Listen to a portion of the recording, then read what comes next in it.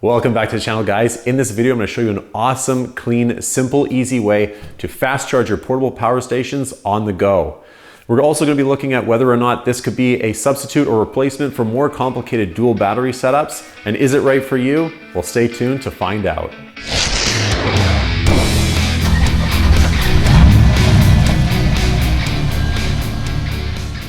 All right, so I love the convenience of my portable power station. I love the fact that I can take it into my house, I can charge it up, I can use it in my house as a backup in case I lose power in emergency situations. I like that I can bring it out to my car when I want it in my vehicle. I like the fact that solar is easy to plug into the back. It's all integrated. You can charge it thousands of times. It has built-in USB ports. It has inverter built into it. It has the AC outlets on it. It has Bluetooth connectivity. The problem with them is that they charge really slowly.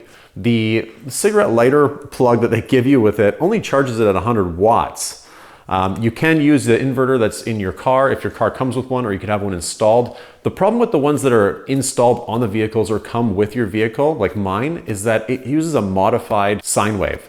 What we need is a pure sine wave. So you can't actually charge these portable power stations off of 90% of the vehicles that have built-in inverters. They're just not compatible. So the method I'm going to show you today is super simple.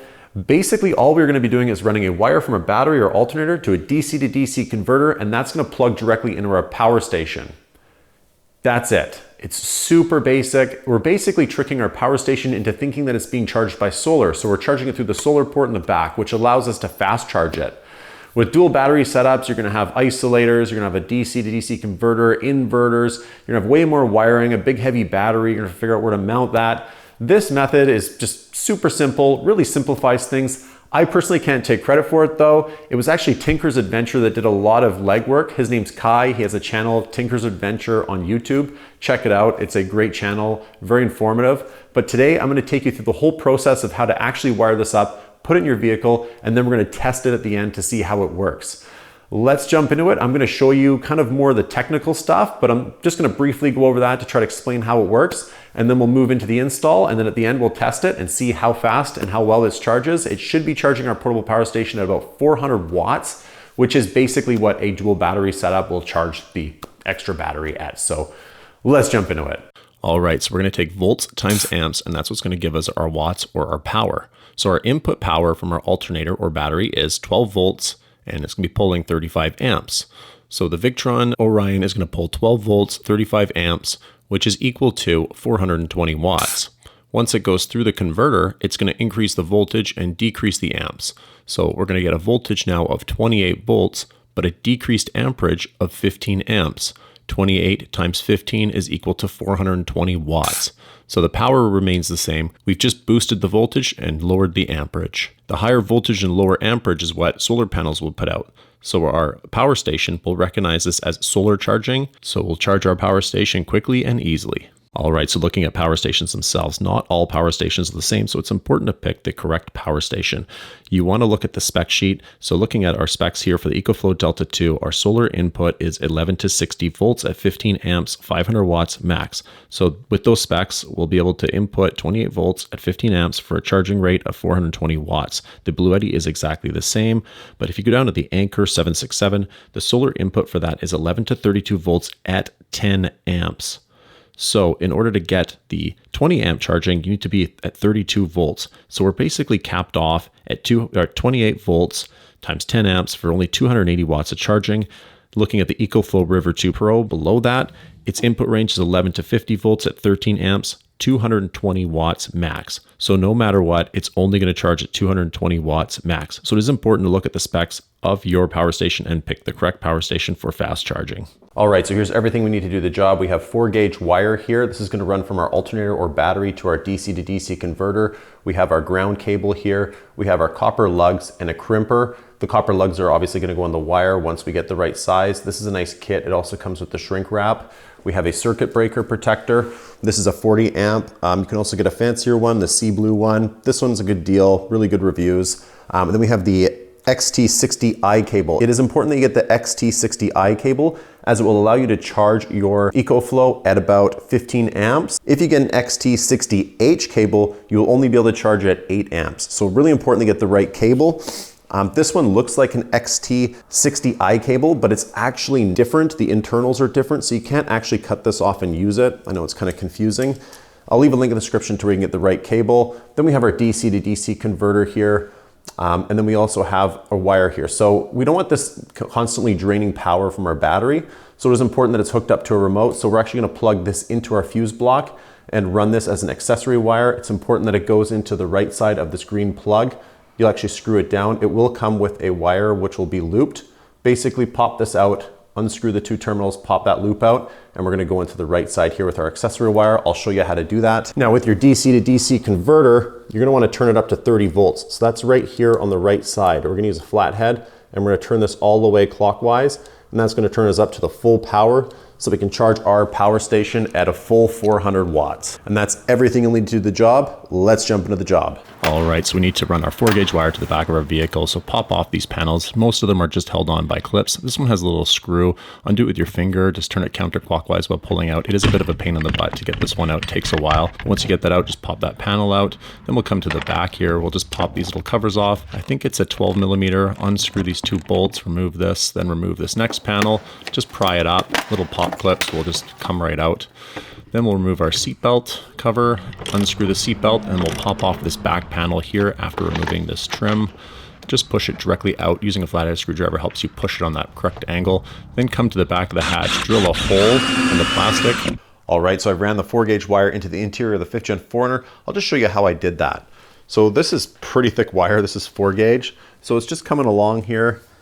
And there's a grommet back there, this kind of big seal. Basically, I made an incision in this away from the actual vehicle's wiring harness that's feeding into it. So I made a small incision. I ran a smaller wire through, and I taped that wire to the 4-gauge. And so I just pulled this wire from the interior once I got it, and just pulled this 4-gauge wire through. And now we're gonna run this 4-gauge wire all along here where our factory harness is. We're gonna run it under here. This is the rear passenger door. It's gonna keep coming along here, up and into the rear, and it's gonna come out there. Right, so here I am putting the lug onto the piece that's gonna run from the breaker, and then I'm gonna cut a piece that's gonna run from the battery to the breaker. So cut it to length, and now we need to put our lugs on it, heat shrink them on. So this is the tool that I recommended in the intro here. This is the crimper. It's just an easy one. You hammer down on it. So put your wire in, hit it with the hammer, maybe once or twice. Confirm that it's actually on there well, then heat shrink your insulator on there. Do that on both ends. Now we have our piece that will run from our battery to our breaker. So let's get that piece on the breaker here. So it's a 7/16 nut. Just tighten it on. Put the cover on because this will be live. You can actually disconnect the breaker when you're not using it. So there's a yellow switch, just push it in and then it will disconnect power to the back of your vehicle. So it's kind of convenient. I did have to drill the hole out a little larger to get the M8125 bolt. The 4Runner under the hood fortunately has an M8125 threaded hole there that bolt this, so it makes it easy. All right, so I've ran all the wiring now. I'm just gonna show you how I ran it before I put all the panels back together. So we have our positive cable here. It's gonna run along to our circuit breaker, which is right here. On our circuit breaker, this side will say battery, this side will say load. So attach them in that orientation. Then our 4-gauge wire keeps running along there through the firewall. It comes out up there. You can see it. It's neatly tucked away. It's up nice and high. And then it's gonna go behind all of these wires and it's gonna run along where our factory harness is here. And it runs along. Basically, you just undo these clips, just use a pry tool, push in here, it will pop up, then you can get your wire in there. I did have to remove this panel next to the driver's seat. Basically what you need to do is undo the clip that goes on the outside of the seatbelt, pop that off, 14 millimeter bolt, undo that, the seatbelt will come off, and then just push it out this way. If you break any of these little white clips that you can see in there, I will leave a link in the description to where you can get replacements. I always have some on hand because they do break a lot. But yeah, I ran the wire along near the carpet there. Comes out over here, same thing, following the factory wiring harness, pop these clips up, get it in there. Keep following up the factory harness. Use zip ties to keep following it along. I'll just show you where I put the ground. So the ground is mounted to this 10 mil behind the seatbelt there. You can see where that is. It doesn't interfere with the seatbelt. That's where the ground's mounted. And then they both come out in the hatch here. We have our positive and our negative. All right, so I just routed that accessory wire along that same power wire I was just showing you. Now we're ready to hook that accessory wire into our fuse box under our dash. So the way we're gonna do it is with this. This kit comes with 5 amp fuses. So the one that we're creating, that's gonna go to our accessory, is gonna go on the top. So it's gonna be a 5 amp fuse. These come with the kit, so just pop that in. And then we're gonna use this fuse remover, which I got from under my hood there in the fuse panel. We're gonna use this, we're gonna pop out the accessory fuse, which is a 7.5 amp fuse. We're gonna pop it in the bottom here, and then we're gonna tap into that location to give us power. All right, so once you remove the cover, you'll see we wanna remove this accessory, so that's a 7.5 amp fuse. So using this, we know that it is this fuse right here. So I'll use that fuse puller I got from under the hood. Just pull that out, and then we're gonna pop that into this bottom slot. Great, so now we're ready to attach this to our accessory wire. Great. Now we can tap into that location. Great, and so you will not be able to get this cover back on here, so you want to tuck these wires in nice and neat so they don't interfere with your foot and the pedals. All right, so here we have our Victron unit. We just ran our ignition or switched wire here. What we're gonna do now is hook up the wiring. So we have our XT60i cable here. This one's nice. It comes with these attachments on the end, so you don't have to do any of that yourself. I'll leave a link in the description to where you can find this. But yeah, let's hook up all the wiring. Just for a note, all the wires are dead. This power wire isn't connected. This remote wire isn't connected. So there's no power running through the circuit, so make sure you do that before you get started. All right, let's start by hooking up this ignition wire here. So what you can do is you can actually pop out this green piece. Basically like a little plug. On this side, we're gonna hook up that ignition wire. And there's a flathead screw in here we're gonna turn to clamp it down. So let's loosen it. Great, so that's ready to go. Now let's start hooking on our negative wires and then our positive wires. So on this XT60i cable, we have the negative. We have our negative here. Those are gonna go right on here on the bottom. That's a 10 mil. Now I'm gonna have those wires kind of coming out this way and the positives going this way.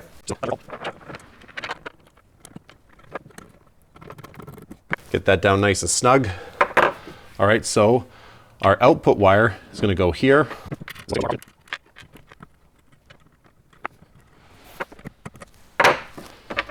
Now we'll hook up our main power wire. So that's gonna be our input right there. This is gonna tell you exactly where to hook things up in the correct orientation. Ground, input, output.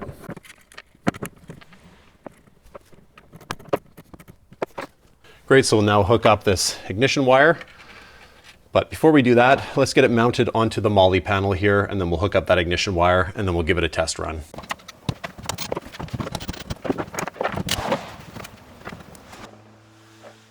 All right, so here I am installing the slide for my new fridge, which is the Iceco VL45 Pro S. I'll leave details in the description. I did pay for this myself, but Iceco was kind enough to give me a 12% off discount code, which you can also use. I'll leave all those details in the description. It's a really good deal because if you get the slide and the fridge and combine those, you already get a discount on that. All right, so here we are firing up the 4Runner, and as you can see, the power station turns on its own as it's receiving power from the DC to DC converter. DC to DC converter was triggered by that accessory wire we put in, and look at that, it's charging at a full 430 watts. So here it is drawing 33 watts from the fridge while still charging at 430 watts. So super impressed with this. It looks great. It's working great with that new fridge I just installed, and it's tucked away nicely, so nothing's gonna interfere with those wires or the Victron unit. All right, guys, so that completes the install there on the 5th Gen 4Runner, that DC to DC converter for fast charging. I hope you guys found that technique as useful as I did. I know it's gonna save me a lot of time in the future with a more complicated dual battery setup, less stuff in my vehicle. It's a super simple setup. If there's something you would have done differently, leave it in the comment section below. I'd be interested to see how you'd wire this up. You could go with 6-gauge wire, or you might wire the DC to DC converter closer, maybe put it under the driver's seat. There's a lot of different options there, so let me know what you'd do in the comment section. And I hope you guys found this video useful. If you did, please like and subscribe. I hope to come out with a lot more videos, and I always appreciate your guys' support. Hope to see you guys in the next video. Bye now.